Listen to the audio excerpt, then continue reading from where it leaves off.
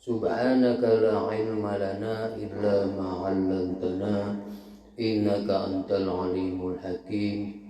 Rabbi shrah li sadri wa yassir li amri wahlul 'uqdatam min lisani yafqahu qawli. Suratu Abi Lahabin wa tusamma surata Tabbat, makiyatun khamsu ayatin wa salasun wa ishruna kalimatan wa sab'atun wa sab'una harfan. Suratu Abi Lahab ini menerangkan surat Abi Lahab. Wa tusamma dan dinamai surat Abi Lahab surat Tabbat, akan surat Tabbat. Ada yang bilang namanya surat Tabbat karena awalnya diawali dengan kata-kata Tabbat, atau surat Abi Lahab atau surat Al-Lahab ya. Makiyatun ay wahiyya makiyatun, surat yang diturunkan sebelum Nabi hijrah. Khamsu ayatin, dan itu ada 5 ayat. Wa salasun wa ishruna kalimatan, dan ada 23 kalimat. Wa sab'atun wa sab'una arfan, dan ada 77 huruf. Bismillahirrahmanirrahim. Tabbat yada abi lahabin wa tabb, ma aghna anhu maluhu wa ma kasab, sayasla naran zata lahab, wa imra'atuhu hammalatal hatab, fi jidiha hablum min masad. Qala Allah Ta'ala fi muhkami tanzilihi wa huwa a'lamu bi muradi. Subhanaka la ilma lana illa ma 'allamtana innaka antal alimul hakim. Rabbi shrah li sadri wa yassir li amri wahlul 'uqdatam min lisani yafqahu qawli. Amin. Tabbat yada abi lahabin wa tabb. Tabbat ay halakat, binasa, yada abi lahabin, apa kedua tangan Abu Lahab.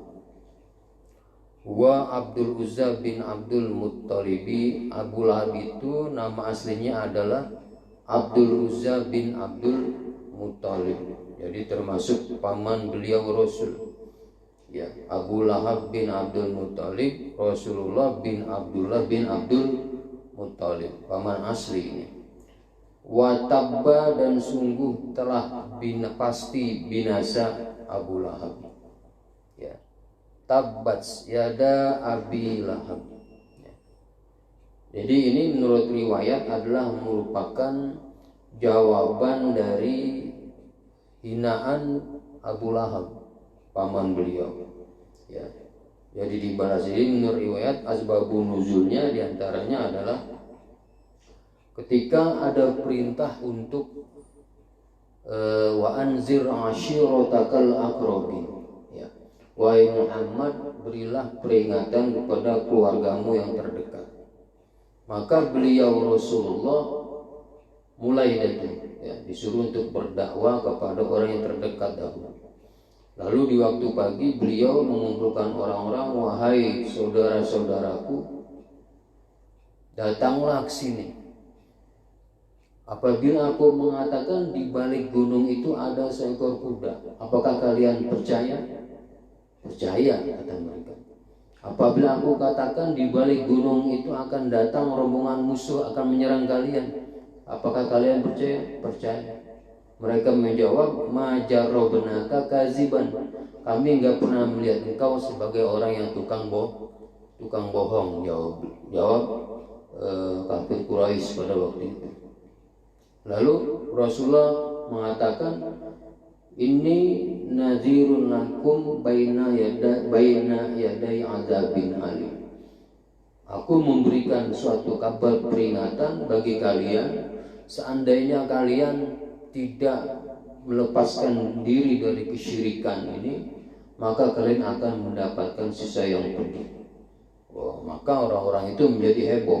Nah, di antara yang paling heboh adalah paman beliau sendiri, yaitu Abu Lahab. Apa kata Abu Lahab? tabban laka ya Muhammad, celaka engkau wahai Muhammad, alihaza la jama'tana, apakah karena perkara begini engkau mengumpulkan kami di sini? Maka sebagai jawaban Allah membela nabinya, diturunkanlah kata-kata yang sama untuk Abu Lahab. Tabbat yada abi lahab, bahwa yang akan binasa adalah kedua tangan Abu Lahab sendiri, itu paman beliau. Nah, di sini kenapa disebut yada abi lahab, kedua tangannya? Ini kebiasaan orang Arab. Ya, biasanya ya kita bekerja itu kan dengan kedua tangan, maka disebut kedua tangannya. Semuanya, semua badannya juga pasti celaka. Atau bisa jadi kenapa dipakai kedua tangan Abi Lahab yang disebut? Ya, karena Abu Lahab ini pernah dalam rangka menghalang-halangi dakwah beliau, Rasul ingin melempar beliau dengan batu. Makanya yang disebut adalah kedua tangan. Watabba, dan pasti binasa Abu Lahab.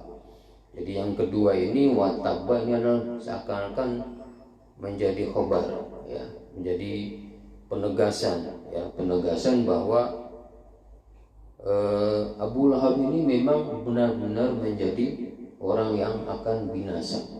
Ya, demikian. Jadi sebagai jawaban dari Allah atas umpatan yang diberikan oleh Abu Lahab kepada beliau Rasulullah Shallallahu Alaihi Wasallam. Dan menurut riwayat, satu cerita, jadi beliau Rasulullah ini setelah diperintahkan wa anzir ashiratakal aqrabin, jadi beliau khusus kepada pamannya Abu Lahab ini bukan hanya di siang hari. Jadi beliau ingin sekali Abu Lahab ini mempercayai risalah beliau, masuk Islam, melepas diri dari kesyirikan. Bahkan sampai malam hari, menurut riwayatnya, sampai malam hari beliau mengadakan pendekatan kepada pamannya, yaitu Abu Lahab. Lalu terjadi dialog. Emang kalau aku percaya kepada engkau, nanti aku dapat apa? Ya, kata Abu Lahab. Ya, jawab Nabi sebagaimana orang Islam yang lain, selamat dari api neraka karena melepas diri dari kesyirikan. Lalu derajat aku sama dengan mereka? Iya, sama. Terus kamu memang minta apa wahai paman? Ya, maka Abu Lahab nggak nerima. Setelah dia masuk Islam, dia menanyakan kepada beliau Rasul apa yang akan didapatkan kalau dia mempercayai risalah ponakannya, yaitu Nabi Muhammad. Ya, sama seperti yang lain, mendapatkan hidayah, akan mendapatkan keberuntungan. Lalu jawab Abu Lahab, tabban lihazaddin, celaka nih agama, masa aku sama dengan mereka para budak. Jadi pada awal-awal memang kebanyakan yang iman kepada risalah beliau adalah orang-orang yang lemah. Makanya Abu Lahab enggak mau ketika dia tidak akan mendapatkan kedudukan apa-apa. Jadi ini merupakan usaha beliau, ya, terhadap pamannya supaya mempercayai daripada risalahnya. Rasulullah ingin sekali saudara-saudaranya yang terdekat masuk Islam. Nah, ya, dari riwayat tadi dibalas oleh Allah untuk membela nabinya bahwa yang akan celaka adalah Abu Lahab sendiri, yaitu tabbat yada abi lahabiu wa tab. Nah, jadi yang kedua ini seakan-akan ikhbar. Kalau tabbat yang pertama itu kan sebagai adalah ancaman, ya, ancaman bahwa Abu Lahab ini justru dia yang akan celaka, binasa. Wa tab, dan pasti dia akan celaka. Jadi fi'il madhi, tahaqqukul wuqu' istilah balaghahnya. Tabbat yada abi lahabiu wa tab. Mau apa? Kalau polanya jangan langsung, karena di sini ada dua huruf, ya. Wa tab, ada jeda gitu, ya. Ma aghna anhu maluhu wa ma kasaba. Nah, kemudian dalam suatu riwayat lain, ya, paman Nabi ini yang namanya Abdul Uzza bin Abdul Muttalib atau yang dijuluki Abu Lahab ini, suatu ketika Dia pernah mengatakan, "Lau kana ma qalahu ibnu akhi haqqan, ya, sa'abtadi bihi bimali wa kasbi." Ya. Abu pernah mengatakan begitu. Seandainya apa yang disampaikan oleh ponakanku ini, yaitu Muhammad, itu benar-benar dari Sang Maha Pencipta, ya aku gampang nanti seandainya aku divonis bersalah, aku akan tebus dengan diriku, hartaku dan keluargaku. Maka turunlah ayat ma'aghna anhu maluhu wa ma kasab. Jadi Abu Lahab ini nama aslinya adalah Abdul Uzza bin Abdul Muttalib. Jadi Abu Lahab, kenapa dijuluki Abu Lahab? Karena dia itu saking gantengnya. Jadi wajahnya itu seakan-akan menyala gitu, mencorong, mengeluarkan aura, ya, gitu. Sebagaimana saudaranya yang lain, ya, Abdullah, itu ganteng sekali, ya. Makanya dia dijuluki Abu Lahab. Nama aslinya adalah Abdul Uzza bin Abdul Muttalib. Setelah Abu Lahab mengatakan, aku seandainya ponakanku itu benar bahwa dia adalah hak, maka aku gampang nanti akan menembus supaya aku selamat dengan harta dan usahaku. Maka turunlah ayat ma'aghna anhu maluhu wa ma kasab. Ma'aghna tidak akan menyukupkan anhu dari Abu Lahab apa malu hartanya. Dia tidak akan bisa menebus dengan hartanya supaya selamat di neraka nanti, karena dia telah kafir, nggak percaya dengan risalah ponakannya yaitu Nabi kita Muhammad Sallallahu Alaihi Wasallam. Wa ma kasaba, dan tidak akan mencukupkan dari Abu Lahab itu apa-apa yang ia kerjakan. Ya. Ma di sini kalau menurut nahwunya bisa ma mausul, ma ai ma kasaba, apa yang ia kerjakan akan ma, atau ma di sini ma masdariyah. Jadi kasaba ditakwil menjadi masdar. Takwilannya ma aghna anhu maluhu wa kasbuhu. Itu jawaban nahwunya, ya. Tidak akan mencukupkan untuk dirinya sebagai penebusan di akhirat nanti harta dan usahanya yang ia kumpulkan, ya. Jadi harta ini kalau menurut kebiasaan orang Arab tuh biasanya yang dimaksud adalah onta. Jadi orang punya onta banyak maka dia punya harta. Nah, ada penduduk lain seperti penduduk Madinah, konon kalau dia menyebut harta maka dimaksud adalah pohon kurma. Semuanya itu harta, baik harta warisan ataupun usaha selain warisan yang dimiliki, sampai kepada anaknya, ya. Anaknya sekalipun keturunannya tidak akan mampu menebusnya dari api neraka. Artinya dia tetap akan celaka. Jadi wa maka sabah, ada yang menafsiri anaknya. Jadi anak itu hasil usaha kita, makanya dikatakan kasbun, anak. Jadi Abu Lahab yang mengatakan seandainya ponakanku ini adalah benar membawa risalah dari Tuhan, lalu aku masuk neraka, aku akan tebus diriku untuk melepaskan diri dari neraka dengan harta dan anakku, atau dengan harta dan usaha-usaha yang lain. Tidak akan. Ma'aghna anhu maluhu wa ma kasab. Jadi ma di sini ma nafiyah istilahnya. Bisa juga diartikan istifham, ya. Bisa. Ya, itu adalah tentang Abu Lahab. Nah, setelah dikatakan bahwa hartanya, anaknya, dan usaha-usaha yang lain yang dia miliki tidak akan bisa menebus dirinya selamat dari neraka, lalu Allah melanjutkan sayasla naron dzata lahabin. Sayasla akan memasuki Abu Lahab naron, akan neraka, dzata lahabin, akan api neraka, dzata lahabin, yang mempunyai kobaran, ya, yang mempunyai lidah api. Jadi mempunyai kobaran yang menyala gitu. Api yang mempunyai lidah yang nggak ada asapnya, saking gedenya itu api, nggak ada asap, jadi terus berkobar. Jadi dikabarkan dia nanti akan masuki neraka yang senantiasa berkobar tanpa henti. Ini adalah ikhbar. Allah ngasih tahu kepada Nabi Muhammad bahwa dia ini tidak nanti akan masuk neraka. Nah, turunnya ayat ini itu ketika Abu Lahab masih hidup. Makanya termasuk min a'lamin nubuwah istilahnya.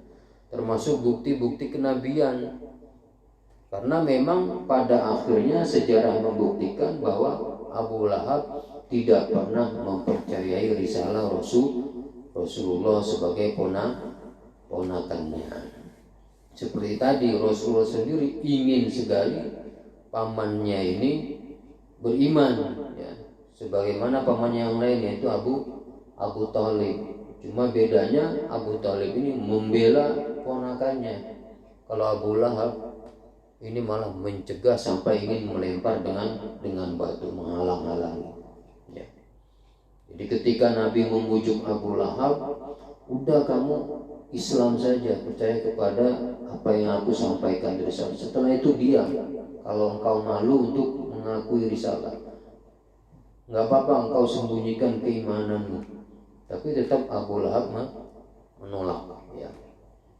Kan ini dikabarkan bahwa pamannya Abu Lahab ini, paman beliau Rasul Abu Lahab akan masuk neraka yang senantiasa berkobar. Wa mra'atuhu hammalatal hatabi. Ya. Wa mra'atuhu ini ada yang membaca diatofkan dengan domir yang yasla. Aywasatasla imra'atuhu. Dan akan masuk pula istrinya Abu Lahab ke neraka. Hammalatal hatabi, ya, yang ini menjadi hal, ya. Hammalatal hatabi, ya, dalam keadaan membawa kayu bakar, ya, membawa kayu bakar. Jadi nanti, ya, jadi ada dua penafsiran ini. Jadi istrinya pun, karena istrinya ini membantu suaminya. Jadi ketika istrinya ini namanya Ummu Jamil, saudara daripada Abu Sufyan, ya, saudara kandung Abu Sufyan bin Harb, ya, termasuk bangsawan dia. Nah, ketika turun surat Al-Lahab ini yang menjelaskan tentang tercelanya suaminya Abu Lahab, dia marah lalu mendatangi Muhammad yang waktu itu sedang bersama sahabatnya Abu Bakar. Dia pengen timpuk itu Nabi dengan batu. Nah, setelah sampai Allah butakan matanya sehingga dia tidak melihat, padahal Rasulullah itu berada di samping Abu Bakar. Lalu dia mengatakan, Abu Bakar, kalau ada Muhammad akan saya hajar dengan batu. Abu Bakar heran. Setelah itu pergi itu Ummu Jamil, istrinya Abu Lahab. Emang kata Abu Bakar kepada Nabi, engkau lihat? Emang Ummu Jamil enggak melihat, ya? Kata Nabi, dia telah dibutakan matanya sehingga tidak bisa melihat aku. Jadi Nabi diselamatkan. Tuh. Jadi makanya karena dia bekerja sama dengan suaminya untuk mencegah dakwah beliau Rasulullah, maka istrinya yaitu Ummu Jamil, saudaranya Abu Sufyan ini, ya, bahwa dia akan bersama dengan suaminya masuk neraka yang senantiasa berkobar apinya tanpa henti, dalam keadaan membawa kayu bakar. Ini bisa diartikan nanti di akhirat. Kenapa membawa kayu bakar? Jadi membawa kayu bakar untuk menyalakan siksa yang diberikan kepada suaminya. Jadi merupakan hinaan tersendiri. Ya, jadi Abu Lahab nanti siksanya itu akan ditambah oleh istrinya. Istrinya juga tersiksa karena dia menjadi penyebab terbakarnya orang yang disukai, yaitu suaminya sendiri. Dia membawa kayu bakar untuk menyulut api yang ada di neraka. Abu Bakar maka sakitnya bukan sakit badan saja, tapi hatinya juga sakit karena ternyata hammalatal hatab, istrinya ikut menyalakan bara api nanti untuk dirinya. Istrinya juga pasti merasa sedih, orang yang sangat dicintai dibakar olehnya dengan terpaksa nanti di neraka. Itu maksud hammalatal hatab, bisa nanti di akhirat atau bisa juga di dunia ya, menurut riwayat. Jadi konon ya, Ummu Jamil ini istrinya Abu Bakar, istrinya Abu Lahab. Itu dia senang membawa kayu-kayu yang mengandung duri di malam hari untuk menghalang-halangi dakwah Rasul. Jadi setiap Nabi ingin jalan tuh ya, dikasih kayu-kayu yang berduri di situ supaya Nabi kena. Ya Nabi tetap jalan, tetapi durinya yang dipasangkan di daerah setiap beliau jalan ini dijadikan Allah seperti sutra empuk. Jadi Nabi nggak merasa sakit. Itu hammalatal hatab. Di dunianya istrinya Abu Lahab itu seperti itu, jahat sekali. Ya. Jadi bisa berarti demikian. Atau pembawa kayu bakar ini juga bisa diartikan kinayah. Ya, hammalatal hatab, istrinya Abu Lahab yang akan sama dengan suaminya masuk ke neraka yang apinya senantiasa berkobar. Dia ketika dunia hammalatal hatab, orang yang tukang adu-adu, tukang mengadu domba, an-namimah. Sehingga nanti ada ancaman tuh untuk dia. Itu makna daripada hammalatal hatab ya, yang pokoknya jelek sekali istrinya Abu Lahab ini ya, udah suka merintangi Nabi, tukang ngadu-ngadu domba. Nah di sini tentang masalah adu domba ini yang diancam di sini adalah dengan masuk ke neraka yang senantiasa menyala. Imam Qurtubi ini menukil ya, cerita tentang kisah Nabi Musa dan kaumnya ketika terkena paceklik. Maka Nabi Musa keluar tuh bersama kaumnya untuk meminta hujan, tapi nggak dikabulkan, kering kerontang. Kedua kali ya, istilahnya katakanlah kalau setelah syariat kita itu minta hujan gitu. Kedua kali datang bersama kaumnya nggak dikabulkan, tetap kering, nggak diturunkan hujan. Ketiga kali juga nggak dikabulkan oleh Allah. Terus Nabi Musa ya matur ngomong kepada Allah, wahai Tuhan kami, al-ibad, coba lihat hamba-Mu ya Allah, kasihanilah kami. Lihat para kekasih Allah itu begitu memikirkan umatnya. Kasihan ini kaumku, mereka kekeringan. Terus dijawab oleh Allah yang berupa wahyu bahwa tidak akan dikabulkan keadaan mereka itu selama ada orang yang kelakuannya suka mengadu domba di antara kaum. Tidak akan dikabulkan. Lalu Nabi Musa menanya, siapa itu, biar kami keluarkan dari golongan kami. Jawab Allah, bagaimana aku kan melarang untuk ngomongin orang an-namimah, mengadu domba. Kok kamu aku suruh bocorkan rahasia siapa itu orang yang tukang adu domba? Jadi nggak dikasih tahu siapa itu orang yang menyebabkan doa mereka nggak dikabulin ketika baca tuh. Ya, nggak dikasih tahu oleh Allah. Akhirnya mereka disuruh untuk taubat semua, baru dikabulkan. Jadi masalah adu domba ini adalah salah satu perbuatan dosa yang menyebabkan turunnya bala. Makanya hati-hati ya, ketika sering sekali turunnya bala ya di daerah kita, maka kita harus bertaubat. Barangkali ada di antara dari saudara-saudara kita, teman-teman kita yang sukanya mengadu domba sesama manusia. Sebagaimana cerita ketika zaman Nabi Musa, tidak dikabulkan selama di situ masih ada orang yang tukang mengadu domba, atau istilah Zulwajhain, ya, bermuka dua. Orang yang bermuka dua datang ke sini ngomongnya lain, ke situ ngomongnya lain, diadu domba. Sedang kalau orang ribut, maka itu termasuk perkara yang menyebabkan turunnya bala. Hammalatal hatab, istrinya Abu Lahab, salah satu kelakuannya adalah suka mengadu domba. Makanya dikatakan di sini hammalatal hatab, ya.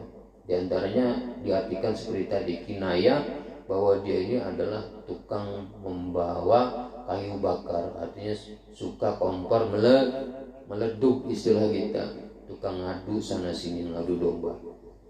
Ya. Al-masyiyah bin namimah, orang yang kelakuannya mengadu-adu antar saudaranya. Ya. Itu dananya tentang istri Abu Lahab yang dikatakan akan masuk bersama suaminya. Atau ya, kenapa di sini disebut hammalatul hatab? Ya, itu saking fakir, saking bakhilnya. Dia itu kan keturunan bangsawan Quraisy. Ya, saudara perempuannya Abu Sufyan. Kok ngapa dia bawa kayu bakar sendiri? Ini sebagian tafsiran karena dia ini saking bakhilnya, jadi bawa kayu bakar ini ogah ngupain orang, dibawa sendiri. Ya, istilahnya kalau perlu kotorannya itu dijual, laku dijual, istilahnya begitu, nggak mau rugi sama sekali. Ini salah satu pengertian dari hammalatal hatab, saking bakhilnya sehingga apa-apa dibawa sendiri, nggak mau ngupahin orang. Di antaranya dia mengartikan seperti itu. Hammalatal hatab. Di hammalata ada yang membaca hammalata, ada yang membaca hammalatu. Kalau hammalatu maka menjadi sifat dari imratuhu. Kalau hammalata bisa menjadi hal, ya, istilah nahunya. Atau mansubun ala dzam bisa. Wa imra'atuhu hammalatal hatabi fi jidiha hablum mim masadin. Fi jidiha ini sifat yang kedua, ya, boleh dibaca sifat daripada imro'atuhu yang kedua. Fi jidiha, yang di dalam lehernya perempuan tadi, itu istrinya Abu Lahab, hablun, bermula ada tali, min masadin, yang terbuat dari simpul, ya, buat dari simpul. Ada yang bilang dari tali yang disimpulkan terbuat dari kelapa korma, ada yang bilang dari bulu hewan, ada yang bilang begitu. Menurut Ibnu Abbas maksudnya ini adalah di akhirat, bahwa nanti fi unukiha hablum min masyadin ay silsilatin min hadidin. Nanti istrinya Abu Lahab ini yang bernama Ummu Jamil, saudaranya Abu Sufyan, ya, bin Harb, Abu Sufyan, ya, nanti di akhirat disiksa berupa kalung yang berisi rantai panjangnya 70 hasta yang masuk dari mulutnya lalu keluar dari duburnya. Tuhan tafsir Ibnu Abbas begitu. Jadi ini adalah di akhirat, ya, nanti. Ya, kenapa dikasih azab demikian? Karena konon, ya, katanya menurut riwayat juga ini yang dihubungkan dengan tafsir tersebut, bahwa istri Abu Lahab ini mempunyai kalung yang sangat berharga, mutiara, ya, dan dia ingin menggunakan kalung itu untuk menghalang-halangi dakwah beliau Rasulullah. Makanya nanti di akhirat dia diancam akan dirantai lehernya dengan besi, ya, besi di neraka berarti kan menyala, membakar, ya, yang panjangnya 70 hasta, dimasukkan dari arah mulut, keluar dari arah duburnya. Siksaannya seperti itu. Karena apa? Karena sebagai siksaan, karena al-azab itu biasa bil jinsi. Jadi kita dikasih siksaan itu sesuai kelakuan yang kita lakukan. Di sini kata-katanya adalah fi jidiha hablum min masad. Nah, lafal jid itu biasanya menurut kebiasaan orang Arab itu kan unuk diartikan leher. Bedanya apa? Kalau al-jin itu biasanya leher yang ada perhiasannya, yang bagus, yang ada perhiasan. Dan ini sebagai hinaan juga ini kepada istrinya Abu Lahab, bahwa nanti di akhirat dia akan mempunyai leher, bukan yang bertahtakan berlian, tetapi berupa besi, ya besi yang menyala, yang menjadi siksa untuknya. Jadi sebagai hinaan, kata-katanya jidia yang dimana unukiha lehernya. Tapi jid ini leher yang mengandung berlian, ada perhiasannya.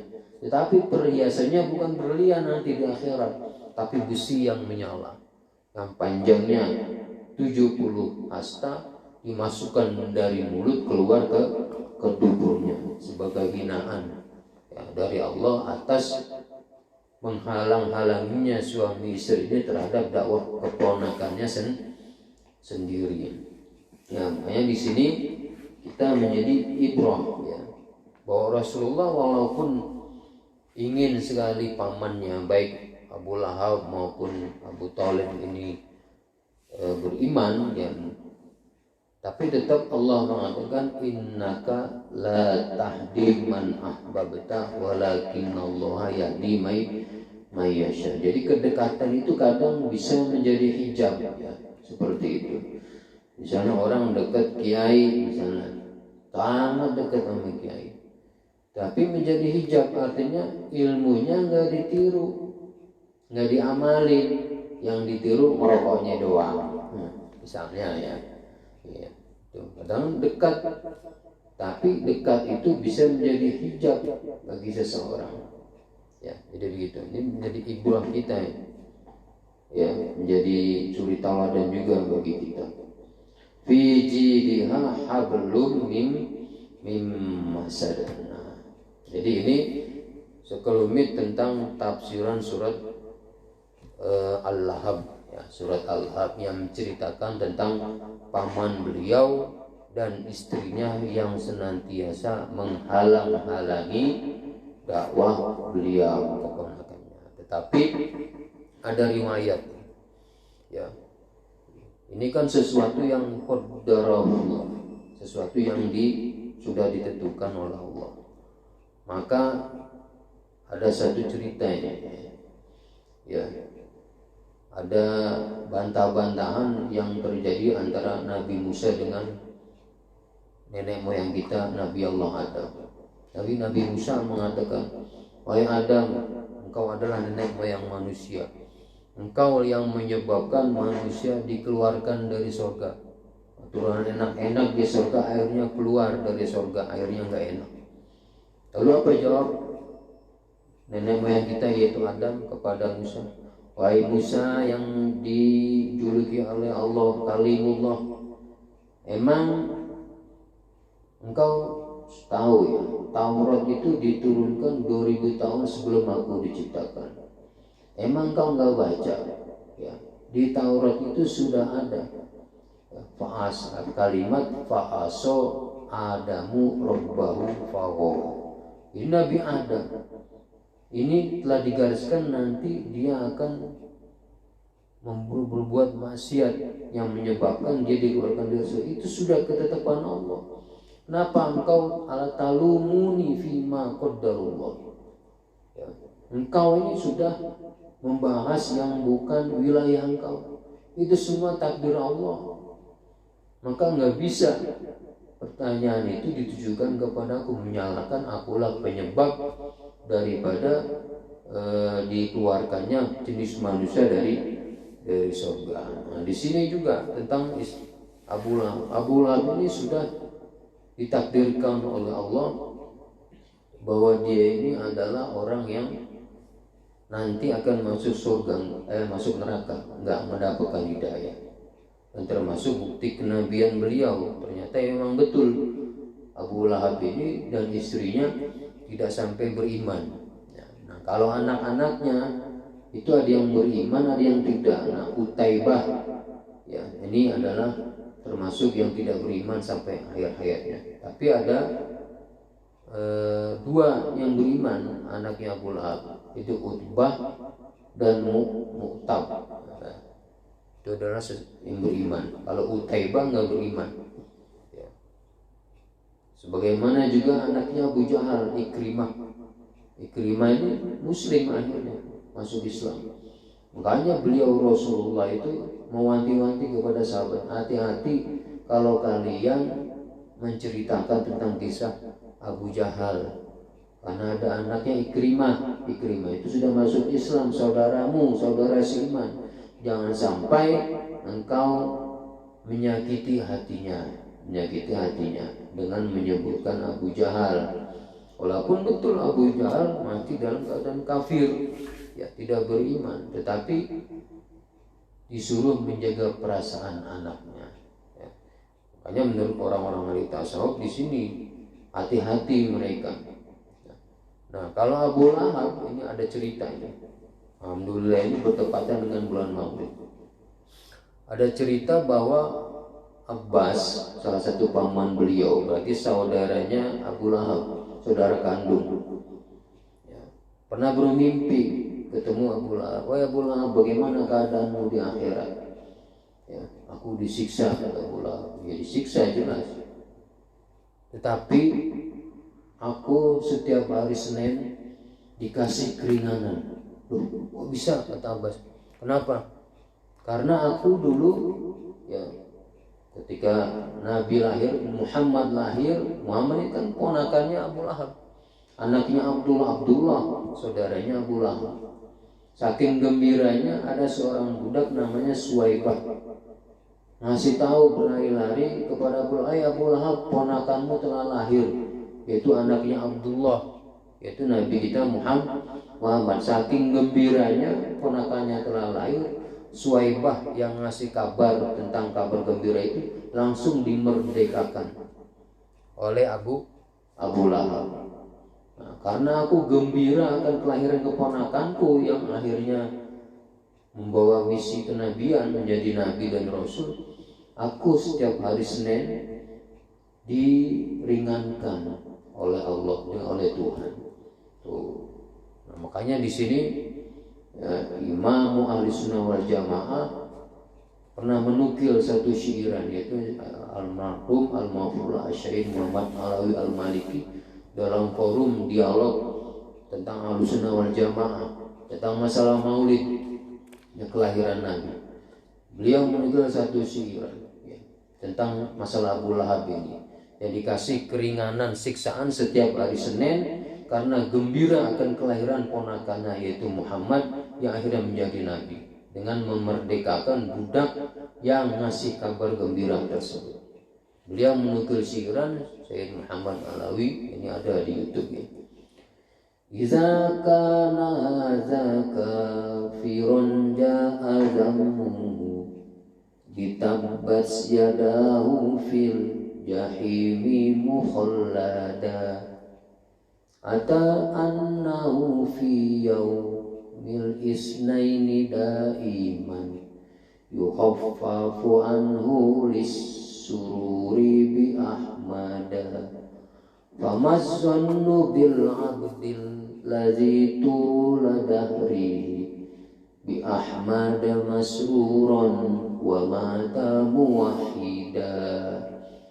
Artinya, apabila orang ini, yaitu Abu Lahab yang dijuluki kafir, ada diabadikan dalam Al-Quran dengan surat Tabbat yada Abi Lahab, ata annahu fi yaumil isnaini daiman, telah datang kabar bahwa Abu Lahab ini setiap hari Senin yukhaffafu anhu, diringankan siksanya, lisururi bi ahmada, karena gembira akan kelahirannya Ahmad, Nabi kita Muhammad, dengan memerdekakan budak yang ngasih berita kabar gembira itu. Nah, kalau Abu Lahab saja yang jelas-jelas kafir dikasih keringanan ketika hari Senin karena dia bergembira sekali akan kabar kelahiran beliau Rasul, famazzannu bil abdil ladzi tuladahri, bagaimana persangkaan kalian dengan orang, dengan hamba yang semasa hidupnya senang kepada Nabi kita Muhammad, senang kepada nabinya, dan mati dalam keadaan membawa iman atau dalam keadaan mengesahkan Allah. Ya tentu ya kita harapkan ya kita ini yang senang akan kelahiran Rasul dan mati membawa tauhid, tentu ya akan diberi syafaat tentu. Abu Lahab saja yang sudah divonis kafir oleh Allah masuk neraka jahim, fil jahimi mukhallada, kekal selamanya, karena dia gembira pernah memerdekakan seorang budak sebagai rasa gembira yang telah memberi kabar akan kelahiran ponakannya yaitu Muhammad yang kelak menjadi Rasul. Dia diringankan. Bagaimana dengan kita, umatnya yang percaya dengan beliau Rasulullah? Kita senang akan rasa kelahiran Rasulullah. Oleh karena itu disunahkan untuk berpuasa hari Senin. Dan salah satunya adalah rasa senang kita itu kita buktikan dengan yang namanya zikra al-ihtifal bi maulidir Rasul, memperingati kelahiran Rasulullah atau ulang tahun Rasulullah ya. Maka selayaknya itu adalah mendapatkan keringanan dosa seandainya kita nanti dosa-dosa kita lebih banyak dari amal baik. Jadi cerita tentang Abu Lahab ya, berkenaan dengan bulan Maulid nih, alhamdulillah. Abu Lahab diringankan siksanya sebab dia merasa gembira akan kelahiran.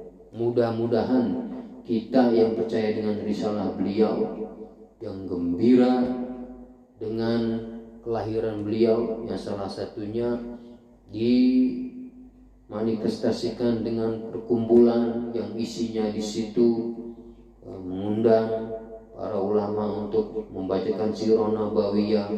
Kemudian di situ juga ada urunan ya sebagai sedekah yang termasuk di dalam keumuman dalil, berarti kita beribadah di situ. Ya, kita udah jelaskan tentang maksud bid'ah, apa itu bid'ah, makna daripada kullu muhdatsatin bid'ah wa kullu bid'atin dhalalah wa kullu dhalalatin finnar. Ya, kita telah dijelaskan pada pengajian mafahim haji wa amdu shahah bahwa makna bid'ah itu tidak seperti yang dituduhkan. Kita sudah jelaskan ya. Abu Lahab saja yang telah divonis kafir diperingan. Mudah-mudahan kita yang mengimplementasikan rasa cinta kita dengan perayaan Maulid ini juga akan mendapatkan syafaat dari beliau Rasulullah sallallahu alaihi wasallam. Mudah-mudahan ya. Wallahu a'lam. Maulaya sholli wa sallim daiman abada ala habibika khairil khalqi kullihim. Maulaya sholli wa sallim daiman abada